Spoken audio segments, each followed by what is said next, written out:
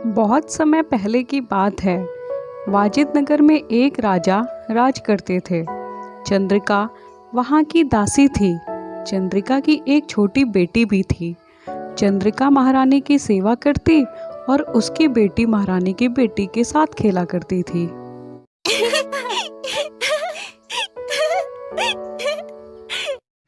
यह सब देखकर महारानी ने चंद्रिका से कहा, देखो चंद्रिका, तुम्हारी बेटी मेरी बेटी के साथ कितने प्यार से खेल रही है। इस पर चंद्रिका कहती है, जी महारानी, मैं एक दासी हूँ और मेरी बेटी राजकुमारी के साथ खेल रही है।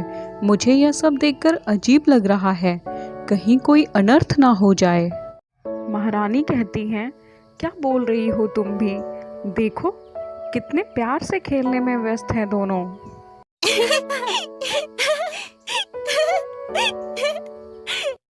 अगले दिन सभा में राजा बैठे हुए होते हैं। अचानक एक सैनिक आकर राजा को समाचार देता है, हे राजन, हमारे राज्य में एक बहुत ही गंभीर बीमारी फैल गई है। यह एक बहुत ही अजीब प्रकार का बुखार है। अगर इसके संपर्क में कोई दूसरा व्यक्ति आता है तो वह भी इस बीमारी से ग्रसित हो जाता है। यह सुनकर राजा अत्यंत दुविधा में पड़ जाते हैं और कहते हैं, हमारे राज्य के राजवैद्य कहाँ हैं? इतने में राजवैद्य वहाँ उपस्थित होते हैं और कहते हैं, महाराज, मैं यहाँ हूँ। दरअसल मैं रोगियों को परख रहा था। मेरे पास इस बीमारी का अभी कोई इलाज नहीं है। मैंने देखा है कि यह बीमारी बहुत तेजी से बढ़ रही है और आसपास के लोगों को भी अपना शिकार बना रही है। महाराज कुछ समय तक सोचते हैं और कहते हैं, सेनापति, पूरे राज्य में ऐलान करवा दो कि कोई भी व्यक्ति दूसरे व्यक्ति से नहीं मिलेगा। सभी आपस में 2 हाथ का फासला बनाकर रखेंगे। महाराज के आदेश के अनुसार सेनापति राज्य में जाता है और आदेश करता है कि गांव का कोई भी व्यक्ति दूसरे व्यक्ति के नज़दीक नहीं जाएगा और परस्पर 2 हाथ की दूरी भी बनाकर रखेगा। महाराज सभा से अपने कक्ष में आते हैं। वह देखते हैं कि चंद्रिका की बेटी राजकुमारी के साथ खेल रही है। महाराज कहते हैं, चंदा, तुम्हें पता नहीं है, राज्य में गंभीर बीमारी चल रही है। जब तक बीमारी है तब तक तुम राजकुमारी के साथ नहीं खेलोगी। चंदा अपने घर जाने वाली होती है कि तभी राजकुमारी बेहोश हो जाती है। राजवैद्य आते हैं और बताते हैं कि राजकुमारी को भी वही गंभीर बीमारी हो गई है जिसका इलाज उनके पास अभी भी नहीं है।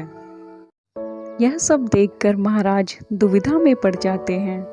वह कुछ सोच ही रहे होते हैं, तभी एक सैनिक आता है।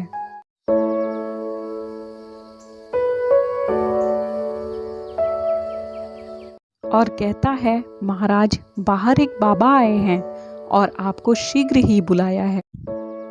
महाराज बाबा से मिलने उनके पास आते हैं। महाराज कहते हैं, बाबा, आप यहाँ कैसे? क्या काम है आपको? बाबा कहते हैं, सुना है राजकुमारी इस गंभीर बीमारी का शिकार हो चुकी है। मेरे पास इस गंभीर बीमारी का इलाज है। इलाज? कैसा इलाज? बताइए ना बाबा। बाबा कहते हैं, आपके राज्य के घने जंगल में एक बड़ा सा पेड़ है। यह कोई साधारण पेड़ नहीं है, बल्कि एक जादुई पेड़ है। इस पेड़ से एक फल लेकर अपनी राजकुमारी को खिलाइए, वह तुरंत ठीक हो जाएगी। महाराज इस बीमारी का उपाय बताने के लिए बाबा का धन्यवाद करते हैं और सुझाव देकर बाबा चले जाते हैं। महाराज सेनापति को आदेश देते हैं। वह कहते हैं, सेनापति, सैनिकों को लेकर जंगल में जाओ और उस बड़े से पेड़ को ढूंढो और उसके फल को लेकर आओ।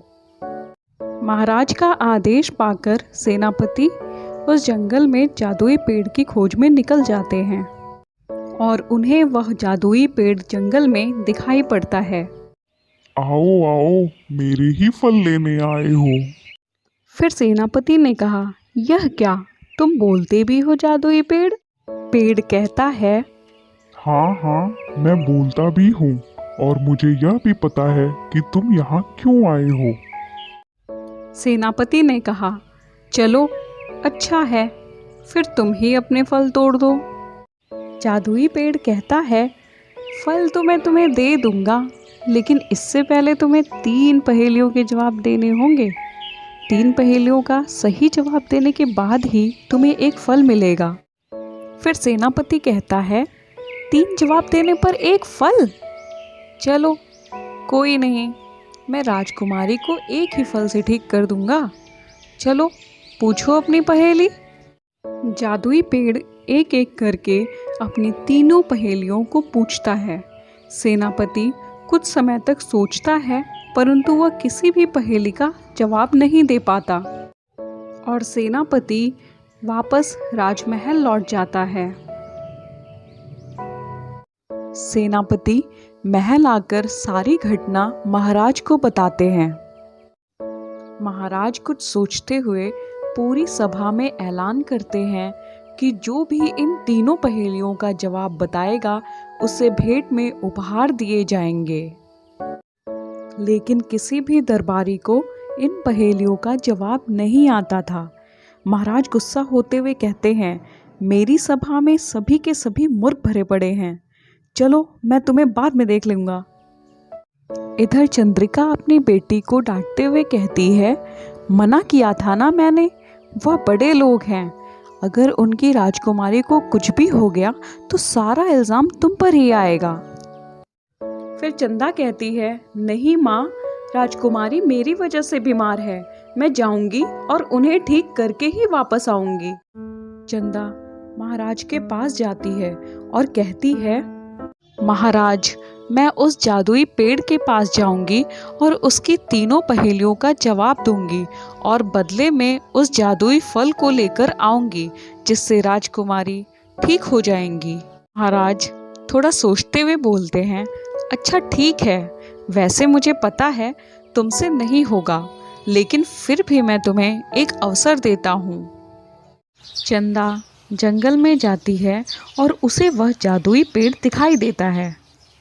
चंदा जादुई पेड़ से कहती है, हे जादुई पेड़, आप अपनी तीनों पहेलियां पूछिए। जादुई पेड़ एक एक करके तीनों पहेलियों को पूछता है। जादुई पेड़ पूछता है, वह क्या है जिसका कर्ज चुकाया जा सकता है, लेकिन माता पिता के बिना इस कर्ज को नहीं चुकाया जा सकता। चंदा इस प्रश्न का जवाब गुरुजी देती है। जादुई पेड़ दूसरा प्रश्न पूछता है, ऐसा क्या है जो समुद्र के तल में रहता है और माँ के छूने से ही मर जाता है। चंदा इस प्रश्न का जवाब नमक देती है। जादुई पेड़ तीसरी पहेली पूछता है, ऐसा कौन है जिसके हाथ और पैर नहीं हैं, लेकिन फिर भी देश विदेश घूमता है, जिसके बिना लोग भूखे मर जाते हैं। चंदा तीसरी पहेली का जवाब पैसा देती है। यह सुनकर जादुई पेड़ बहुत खुश हो जाता है और अपने जादुई फल को तोड़कर चंदा को दे देता है।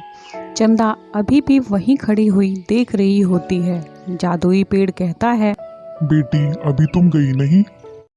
चंदा कहती है, हमारे राज्य में राजकुमारी के अलावा भी बहुत सारे लोग इस बीमारी से पीड़ित हैं, मैं उनके लिए भी फल ले जाना चाहती हूँ, चाहो तो और भी पहेलियां पूछ सकते हो। चंदा का ऐसा स्वभाव देखकर जादुई पेड़ बहुत खुश हुआ और उसने अपने जादुई फल जमीन पर बिखेर दिए।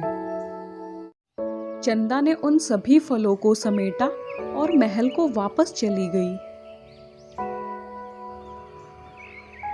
राजवैद्य ने उस फल के रस को राजकुमारी के मुंह में डाला और राजकुमारी उठ खड़ी हुई। यह देखकर महाराज और महारानी बहुत खुश हुए। महाराज ने चंदा से कहा, बेटी मुझे माफ़ कर दो, मैं तुम्हें समझ नहीं पाया। आज से तुम भी मेरी बेटी हो। अब से मेरी एक नहीं 2-2 बेटियां हैं। ऐसे ही मज़ेदार कहानी को देखने के लिए लाइक करें, शेयर करें और सब्सक्राइब करें।